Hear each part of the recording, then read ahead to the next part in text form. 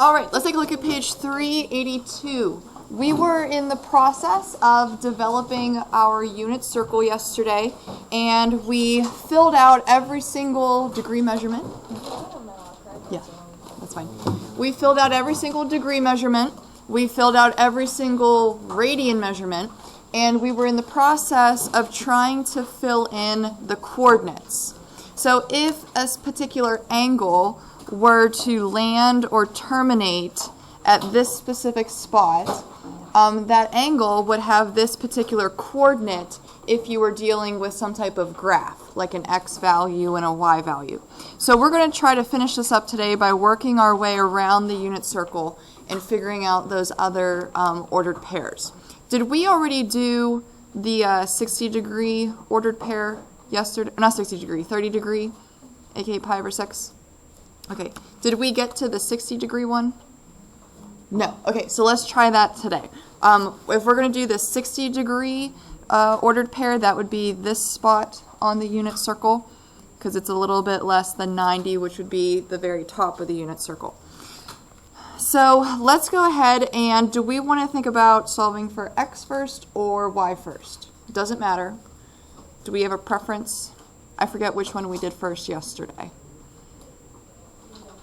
We did x first? Okay, so let's try x first again. So in relation to our little triangle example here, the x would be the adjacent side, and the 1, which is the radius of that unit circle, is the hypotenuse. So we can utilize cosine to help us with that relationship. Cosine of 60 would be x over 1. Let's go ahead and type in cosine of 60 on our calculator, and make sure you are in degree mode. So our calculator gives us 0.5, but we know 0.5 is a fraction to be a half. So it looks like our x coordinate is a half. Let's go ahead and try to figure out the y coordinate. So in relation to that 60 degree angle, the y is the opposite side. So we can go ahead and use sine. Sine of 60 would be y over 1. On our calculator, if you type in sine of 60, we get 0.866. And if you try to turn that into a fraction on your calculator, it won't work. But do we already know what that decimal is as a fraction? Yeah. Yes, that's the fraction we got yesterday using the Pythagorean theorem. So we already know what it is. We don't have to do it again. We got the square root of 3 over 2. All right. So on our unit circle at the 60 degree point, let's go ahead and write in that ordered pair. We said the x coordinate was a half, and the y coordinate was the square root of 3 over 2.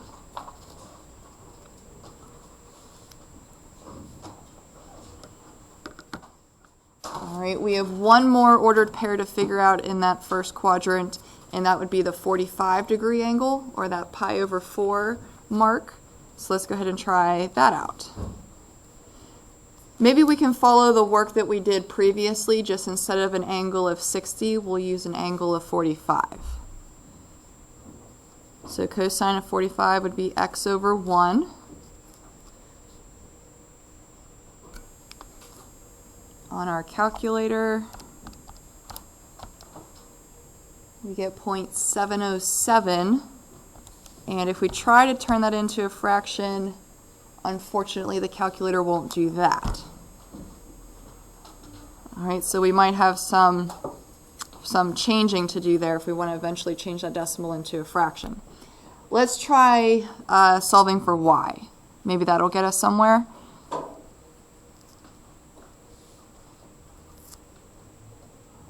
Sine of 45 is y over 1. On our calculator, type in sine of 45, and it looks like we get the same decimal, 0.707.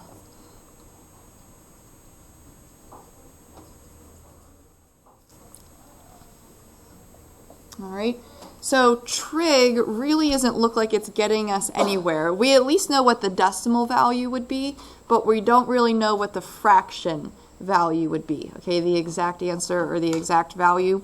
So can we think about from yesterday, if trig wasn't really getting us anywhere, what's another option we could try to figure out the side? Yeah. What do you mean by factoring? The Pythagorean theorem? Yes, okay. So let's go ahead and try the Pythagorean theorem. Now, what's important with the Pythagorean theorem is A, you have to have a right triangle, which we do, but B, you have to know two of the sides. Notice how we only know one of them. We're kind of going to get around that a little bit though. Notice how we just discovered that the x and the y variable are exactly the same, right? They're both 0.707. So if we were to initially set up a Pythagorean theorem for our triangle, we would have x squared plus y squared equals 1 squared. That's just with the labels we have drawn here. But if we know the x and the y have to be exactly the same, can't I simply replace the y variable with an x?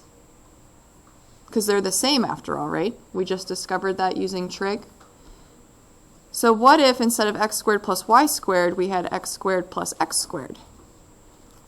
Because x and y are the exact same thing. They're both 0.707. So instead of having one equation with two variables in it, now we have one equation with one variable. That means we should be able to solve for that variable. If we do x squared plus x squared, that'd be 2x squared. We can divide the 2 over. And if we square root both sides, the square root of 1 is 1. And the square root of 2, I have no idea what that is. So we'll just leave it as square root of 2 in the denominator. If we want to check, we could type in 1 divided by the square root of 2. And notice how it's the same decimal that we got using trig. So we know we did the algebra correctly. Unfortunately, we are not going to leave our solution as 1 over the square root of 2. It's not really mathematically appropriate or kosher to have a square root in the denominator. Do you know how to get rid of a square root in the denominator? A little tricky step? Strategic step? Yeah? We're going to multiply. But yeah, you had the right idea. We're going to take whatever that square root is and multiply by that square root on top and bottom of the fraction. Whatever you do to one side of a fraction, you do to the other. You got to keep it balanced. Just like if you add to the right side, you have to add to the left side of an equation. So take a look at what's going to happen. Multiplying fractions, we can multiply straight across the top and straight across the bottom. 1 times the square root of 2 would just be the square root of 2. And in the denominator, square root of 2 times square root of 2 would be square root of 4, but we know that's just 2. So instead of writing 1 over the square root of 2, we can have the square root of 2 over 2. And again, if you wanted to check it, you could type it in. Square root of 2 over 2 is the exact same decimal. All right. So if that's the x value for our coordinate, we also know it should be the y value, because notice how we had the same decimal for each of those. On our unit circle, let's write in the square root of 2 over 2, comma, the square root of 2 over 2. All right, so we completely filled in the first quadrant. Do you want to repeat that tedious process for the other 3 quadrants? I hope not. Okay, so this is when we're going to use some type of pattern recognition to help us out to fill in all of these other coordinates. If you notice though, just in this first quadrant, you only have 5 numbers that are possibly going to show up as coordinates. Notice how you'll possibly have a 1, you could possibly have a 0, you could have a 1/2, you could have a square root of 3 over 2, or a square root of 2 over 2. So you only have 5 options. It's just a matter of where they show up that's important. Okay, but you only have 5 numbers. What we're going to do is use these coordinates and symmetry to help us fill in the rest of our unit circle. So let's first try to imagine, maybe we'll try to figure out the second quadrant over here. If you were to take these three ordered pairs that we just discovered and fold them over the y-axis, can you visually see that this point with this ordered pair would land right here if you were to fold it? Can you visualize that? Okay, so this ordered pair would be the same as this ordered pair in the second quadrant. We're going to go ahead and write the square root of 3 over 2, comma, a half.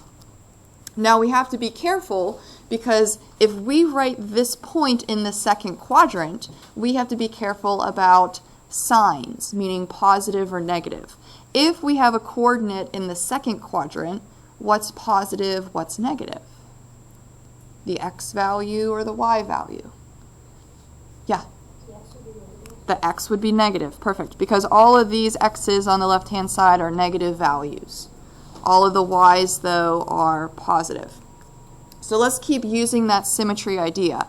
The 45-degree ordered pair, if we were to fold it over, would land in the middle. So that would have the same coordinate.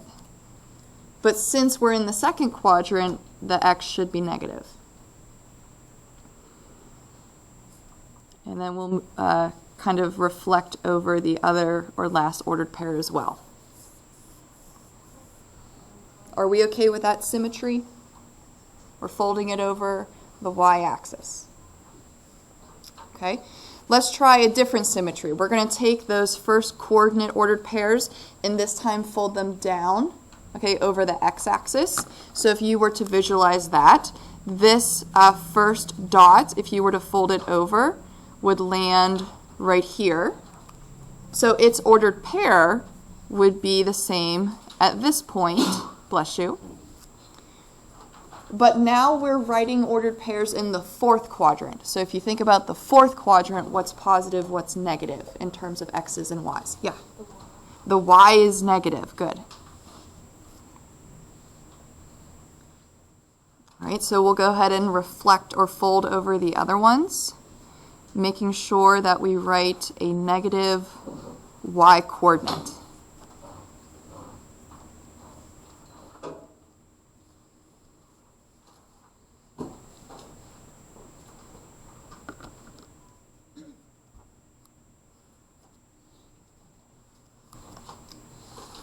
All right, so far so good? All right, to fill out the third quadrant, it's a little bit different. I don't want you to think about taking these ordered pairs and folding them diagonally. Okay, if you thought that, this point would land here. Okay, if you were just to fold it diagonally. Unfortunately, the symmetry doesn't work that way. Okay, what you have to think about is if you were to take possibly this point and draw a line going directly through the center, notice how it would land here. Okay, so we're not necessarily folding to the third quadrant. We have to draw a line to that third quadrant. So we would write 1/2, comma, square root of 3 over 2. And if we're in the third quadrant, what's positive, what's negative? Yeah. Both x and y are negative, okay? So if we repeat that kind of linear pattern, we could write a negative square root of 2 over 2, a negative square root of 2 over 2, and then the last one, negative square root of 3 over 2, comma, negative 1/2. Okay? So those are all the coordinates of the unit circle. Notice how we only really had to know the first quadrant, and we could use some symmetry and patterns to help us figure out the rest. Okay? Before we go on to some examples, I want us to write all of the degree values on this unit circle because I want this unit circle to be our go-to reference throughout this section. So this unit circle is going to have every degree measurement, every radian measurement, and every coordinate. It's going to have all three pieces of information at one spot. Okay, so let's go ahead and take the time to write the degree measurements. I'm going to do that in red. So our beginning point was 0 degrees. Our next one was 30. If you need to reference the front page that we did yesterday, you can. Our middle point was 45, and then 60, and then the very top was 90. Okay, I want you to work your way around filling in the rest of the degree measurements.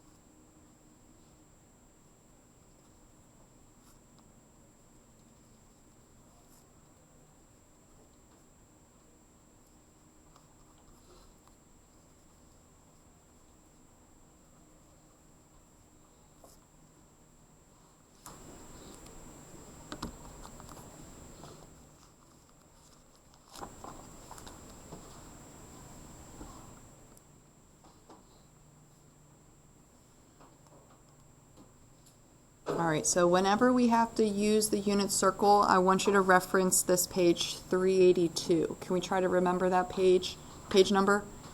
Okay, your unit circle's on page 382. You have every degree, every radian, and every coordinate. What we're going to spend the rest of today on, and probably tomorrow, is talking about how we use the unit circle. Like, why do we have all this information available unless we're going to use it in some capacity? So we're going to get used to how we can read or use the unit circle to help us solve some trig questions or problems. Okay, so is it all right if I move this off to the side just for a second? Do we have it filled out? Okay. Before we can answer some of the questions at the bottom, we need to get an understanding about what the coordinates represent in the unit circle, okay, those ordered pairs that we just filled out. So what we're going to do is try to define all 6 of our trig functions in terms of an x or a y. That way we know which coordinate to reference or use if it's asking us about sine or cosine or tangent. So in order for us to figure out our new circular definition, kind of like with x's and y's, we have to first make sure we understand the right triangle definition. That would be our SOHCAHTOA kind of catchphrase to help us out. So notice how this is very similar to the circle that we drew at the bottom of the last page to help us figure out the coordinates. We can go ahead and label the base and the height as x and y, and make sure that the radius is 1 because we're dealing with our unit circle. So if we wanted to use trig, okay, and specifically using this particular angle, we know sine, according to our SOHCAHTOA definition, would be the opposite side over the adjacent. In our unit circle, though, notice how that would be y over 1. Okay, the opposite side over the hypotenuse. But what is y over 1? Y divided by 1 is just y, right? So notice how sine, okay, if we're using the sine trig function, we are referencing the y coordinate from the unit circle. Okay, so the sine value is the y value from the unit circle. Let's try the same thing for cosine. According to our SOHCAHTOA definition, that was the adjacent side over the hypotenuse. But in terms of our unit circle, that would be x over 1, which we know is just x. So if we're trying to find a cosine value on the unit circle, we simply have to look at the x coordinate at that particular angle. Okay, we're going to practice some of these. I just want to make sure that we have the basic definitions available to us so we can reference them. All right, so let's go ahead and try tangent. According to our SOHCAHTOA, that was opposite over adjacent. According to our little right triangle, though, in our unit circle, that would be y over x. So we got to take the y coordinate divided by the x coordinate, and that would give us the tangent value. Is there some way we can rewrite y and x using some trig functions? Do we know what y represents and what x represents?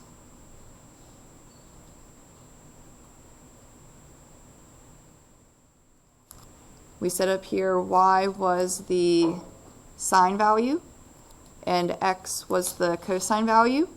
So if tangent is y over x, tangent must also represent sine over cosine. Okay, we'll come back to that definition as well.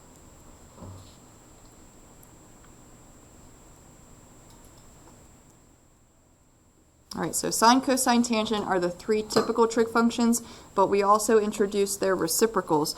Do we remember what cosecant was? The reciprocal of which trig function?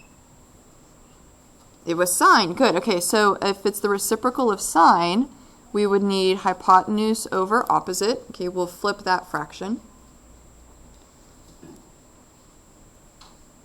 According to our unit circle little triangle here, we would have 1 over y.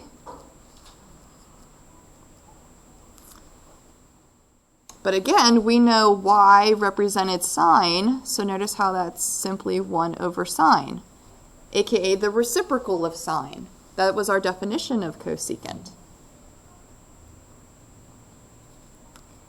Let's try secant. That's the reciprocal of cosine, so that'd be hypotenuse over adjacent. According to our unit circle triangle here, that would be 1 over x. And if x represents cosine, we could also say that it would be 1 over cosine, aka the reciprocal. And our last one, cotangent, is the reciprocal of tangent, so that would be adjacent over opposite, which would be x over y in our little triangle. And x is cosine, y is sine. Notice how cosine over sine is the reciprocal of sine over cosine, aka tangent. Okay, so we can see those reciprocal relationships showing up in our unit circle as well. Okay, so from this point forward, whenever we see sine, that represents a y coordinate. Whenever we see cosine, that represents an x coordinate. Tangent, we need to take the y coordinate divided by the x coordinate, and for our reciprocal ones, we can simply find or flip those sine, cosine, and tangent values. So we're going to spend the rest of today practicing these relationships found in our unit circle. Okay, so make sure you have page 382 handy because we're going to keep referencing that page as we go through these different examples. Okay, so let's take a look at our first one. Using the coordinates on the unit circle, find the exact value. Okay, exact value means no decimals, okay, no rounding, aka a fraction. You want an exact number. So this is why we're going to use our unit circle, because we have fractions on there. We don't have decimals. So let's try our first one, We want to figure out the sine value of 3 pi over 4. Okay, so what I want you to do on your unit circle, find the value of 3 pi over 4. Where's that located? Yeah. It's located at 135. Okay, so we're looking at this point right here, that 3 pi over 4 mark. So if we are at this point on the unit circle, we're going to reference its coordinate. Now, since it's asking us to figure out the sine of that angle, okay, the sine of that spot, we want to go ahead and use the y value, because according to our little chart here, notice how we said sine represented the y coordinate, okay, from the unit circle. So here's our point, here's our ordered pair. What is the y value from that point? Can you pick it out? You kind of have a 50-50 shot. Isn't it the square root of 2 over 2? Okay, so according to the unit circle, the sine value of 3 pi over 4 would be the square root of 2 over 2. Okay, so sine is just representing the y value from the coordinate. If you wanted to check your work on your calculator, okay, let's see if we can get the same value. Notice how for this trig function we're dealing with a radian, right? That's a 3 pi over 4. So on your calculator, we're going to have to change it to radian mode because you're typing in an angle in radians, not degrees anymore. So let's go ahead and type in sine of 3 pi divided by 4, and we'll close off the parenthesis. We get 0.707. Isn't that the decimal value of that square root of 2 over 2 that we found previously? Right? So we know we used the unit circle correctly. Okay, we found the correct value using the unit circle to help us. So you could check your work on a calculator, but notice how you might not need it. Okay, we're just going to use the unit circle as a reference. All right, let's try the next one. So cosine of 3 pi over 4, cosine is an x value. Let's maybe start with that. So on your unit circle, find the 3 pi over 4 point, which is the same one we were using before. And if we want the cosine of that point, we want the x value from its coordinate. So that would be a negative square root of 2 over 2. We then want to add the sine value, which is the y value, from the 7 pi over 4 point. Can we find 7 pi over 4 on our unit circle?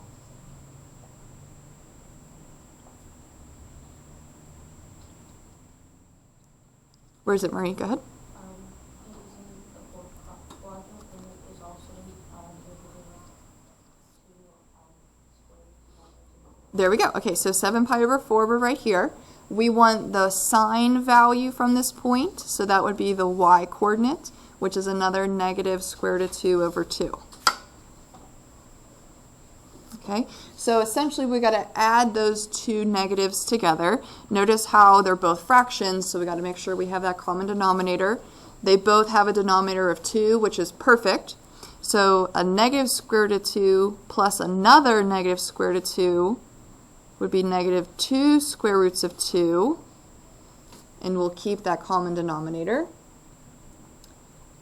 But notice how the 2's would cancel. One's up top, one's down below.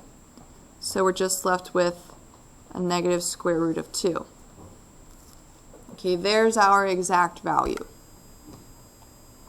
Again, if you wanted to, and if you were able to, you can use your calculator to check your work. So let's go ahead just to check it. We'll type in cosine of 3 pi over 4, close the parenthesis, and then we'll add sine of 7 pi over 4, close that parenthesis, and we get negative 1.414. Let's go ahead and type in negative square root of 2, and notice how they are the same decimal, so they must be the same value. Okay, so we used the unit circle correctly. We found the correct exact value, no decimals. So you can always check your work. We doing okay so far? Okay, let's try the next one. Tangent of pi over 6. So let's first find our pi over 6 point. Where is it located?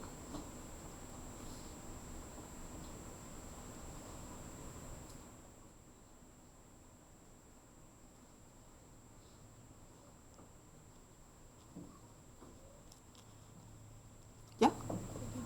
30 degrees. All right, somewhere right here. Okay, so tangent, according to our little chart at the top, when we used our SOHCAHTOA definitions, was y over x.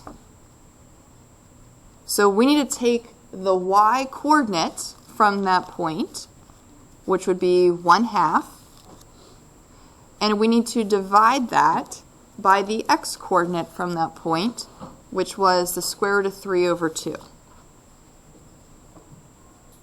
All right, so that's a pretty ugly setup because we have a fraction divided by a fraction. We have fractions galore. Can we think about, though, instead of dividing by a fraction, what else can we do to kind of simplify it? Because there's a whole bunch of fractions going on with that setup right now.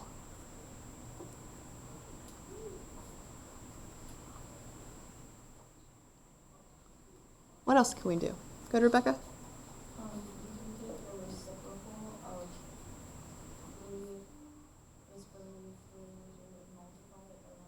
There we go. Okay, so instead of dividing by a fraction, we can bring it to the top and multiply by the reciprocal, which would be 2 over the square root of 3. All right, so that's no longer in the denominator if we bring it up. Now we can multiply straight across the top and straight across the bottom. That would be 2 over 2 square roots of 3. But notice how the 2's would cancel. So we're left with 1 over the square root of 3. Again, it's not really mathematically acceptable to have a square root in the denominator, so we're going to try to move it. This is when we'll multiply by the square root of 3 on top and bottom. So on the top we'll have a square root of 3, and on the bottom we'll have square root of 9, but that's just 3 anyway. Okay. So our exact value for the tangent of pi over 6 is square root of 3 over 3. Let's check it just to make sure. Okay. On our calculator we can type in tangent of pi over 6, and our decimal is 0.577. Let's go ahead and type in the square root of 3 divided by 3, and we should get the same decimal value just to check our work. Okay, so when they're asking about a sine value, that's the y-coordinate. When they're asking about a cosine value, that's the x-coordinate. And when they're asking about tangent, we have to do a little division. Okay, that's the y-coordinate divided by the x, according to our little relationships up here at the top. Okay, do you guys think you can try one on your own? Maybe? Try the next one. Tangent of 7 pi over 6.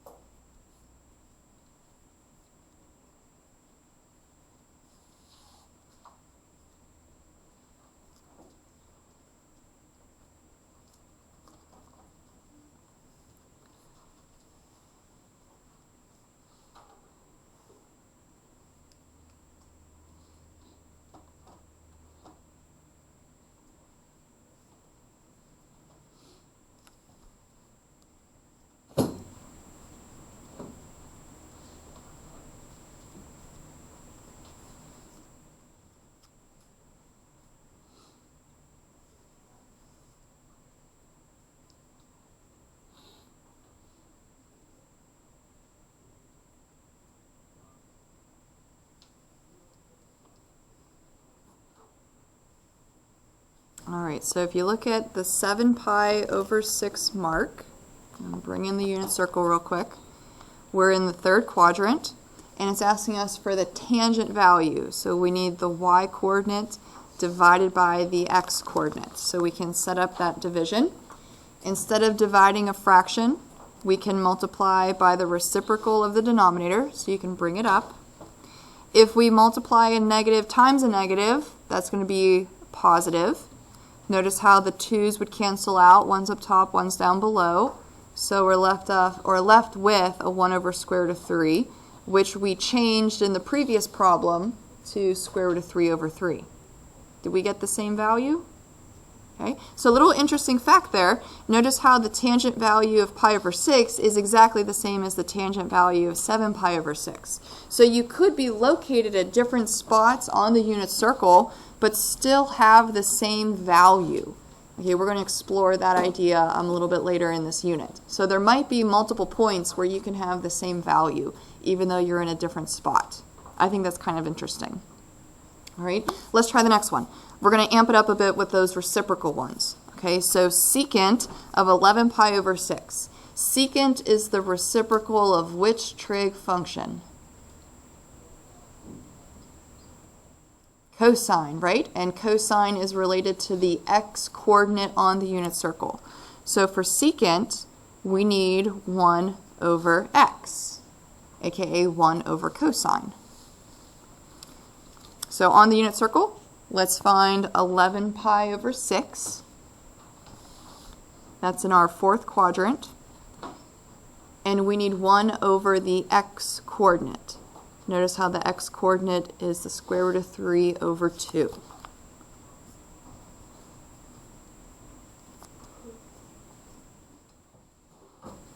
All right, let's do a little bit of our fraction work again. Instead of dividing by a fraction, you can bring it up and multiply by the reciprocal.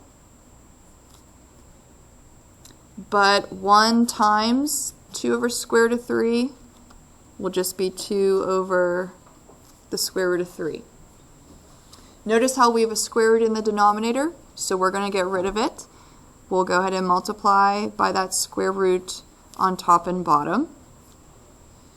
So up top we have 2 square roots of 3, and on the bottom we have the square root of 9, but that's just going to be 3. All right, so there's our exact value.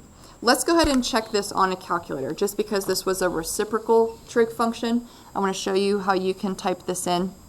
Notice how on your calculator you only have sine, cosine, and tangent buttons. Okay, you don't have secant, cosecant, or cotangent. So we have to be very familiar with the relationships. We said that secant was the reciprocal of cosine, aka 1 over cosine. So if you want to type in secant, you have to type in your calculator 1 divided by cosine, because there is not a secant button. You have to change it into a sine, cosine, or tangent to use your calculator. So inside the cosine function, we'll type in our radian, 11 pi over 6, and we get 1.1547. Okay? Let's check that decimal against the fraction that we found by hand. So we can type in the 2 square roots of 3 and then divide 3. Notice how it's exactly the same. Okay? So if you want to check a reciprocal trig function, you have to change it to sine, cosine, or tangent. You don't have secant, cosecant, or cotangent buttons on your calculator. Okay? Are we hanging in there? Okay? It's a lot of kind of matching and learning to look for certain values or spots on the unit circle, but we're going to go ahead and try the rest of them tomorrow. Just getting comfortable with reading a unit circle. What are we looking for? What are we trying to find? Okay? And then we'll just keep expanding from there.